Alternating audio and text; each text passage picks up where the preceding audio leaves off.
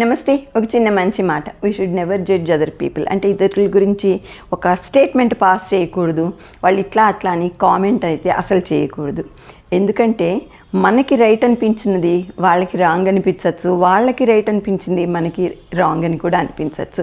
చిన్న ఎగ్జాంపుల్ తీసుకున్నా అంటే, నాకు రైట్ సైడ్ ఉన్నది నా ఎదురుగుండే వాళ్ళకి లెఫ్ట్ సైడ్ అవుతుంది. చూసారు ఎంత డిఫరెన్స్ ఉందో? ఇంత దగ్గరగా ఉన్నాము కానీ డిఫరెన్స్ అనేది ఉంది.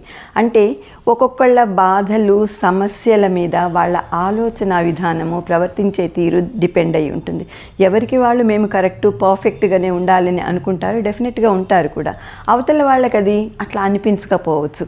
ఎవరి బాధల గురించి, ఎవరి సమస్యల గురించి వాళ్ళు ఆలోచించుకొని వాళ్ళ లిమిట్స్లో వాళ్ళు సమస్యని పరిష్కరించుకుంటారు. కాబట్టి మనం ఎప్పుడూ కూడా ఇతరులని జడ్జ్ చేయకూడదు.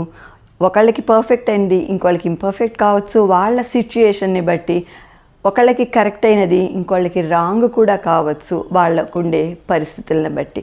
కాబట్టి we should never judge others. So don't comment any one, don't judge any person.